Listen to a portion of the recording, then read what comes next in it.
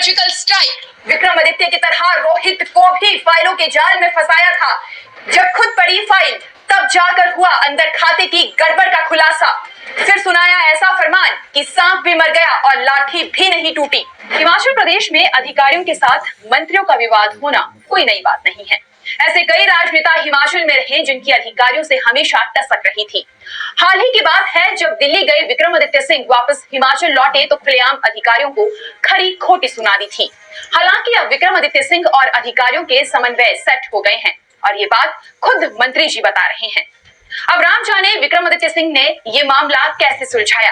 इसके इतर हिमाचल प्रदेश सरकार के शिक्षा मंत्री रोहित ठाकुर ने नाफरमानी कर रहे अपने विभाग के अधिकारियों को ऐसा पाठ पढ़ाया है कि सांप भी मर गई और लाठी भी नहीं टूटी है। क्या है पूरा मामला आपको विस्तार से बताएंगे, लेकिन उससे पहले आपसे एक छोटा सा आग्रह है, आप हमारे पेज को फॉलो कीजिएगा और अगर आपको वीडियो पसंद आई हो तो इसे शेयर करना बिल्कुल भी मत भूलिएगा।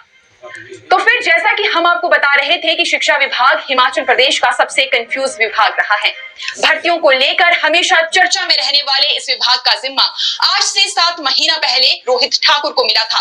जीरो क्रिमिनल रिकॉर्ड, जीरो भ्रष्टाचार केस वाले इस ईमानदार मंत्री को शिक्षा विभाग ऐसे ही भटकाने की कोशिश कर रहा था जैसे पिछले कई सालों से करता आ रहा था। लेकिन रोहित ठाकुर ने ऐसा कार्ड खेला कि आज शिक्षा महकमे के अधिकारी कर्मचारी हाफते हुए नजर आ रहे हैं, यहाँ से वहां भाग रहे हैं और इसकी वजह है शिक्षा मंत्री का एक नया फरमान। दरअसल प्रारंभिक शिक्षा विभाग पिछले कई महीने से एक ही भर्ती में फंसा हुआ है। शिक्षा मंत्री द्वारा कमेटी का गठन किए जाने के बावजूद भी शिक्षा विभाग के अधिकारी गहरी नींद में सोए हुए हैं। बैच वाइज आधार पर जेबीटी शिक्षकों की भर्ती में अनियमितता बरतने की खबर को लेकर शिक्षा विभाग के अधिकारियों ने एक बार फिर वही गलती दोहराई है। जब बार बार ब्यूरोक्रेट से गलती हो रही थी तो ऐसे में शिक्षा मंत्री ने जेबीटी की नेशनल कमेटी को टेबल टॉक के लिए बुलाया। डायरेक्टर और इन भर्तियों के लिए बनाई गई कमेटी को जेबीटी के इन सदस्य के साथ चर्चा करने के लिए कहा गया, क्योंकि हिमाचल प्रदेश के स्कूलों में शिक्षकों की कमी है तो शिक्षा मंत्री चाहते हैं कि इन भर्तियों में कोई पेंच ना फंसे।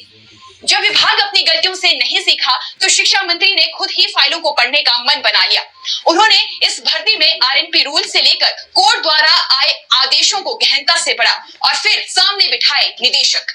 लंबे समय से चल रहे जेबीटी और बीएड विवाद पर एक टूक में शिक्षा मंत्री ने कह दिया कि मैं दोबारा ये गलती सहन नहीं करूंगा। विभाग को भी चेता दिया कि किसी भी गलत कैंडिडेट को अंदर ना लिया जाए। फिर क्या था, मंत्री जी के इसी फरमान पर प्रारंभिक शिक्षा निदेशक के कान खड़े हो गए और डिप्टी डायरेक्टर्स को पत्र लिखकर कहा कि आपकी कमेटियां बैच वाइज भर्ती में गलती कर रही है।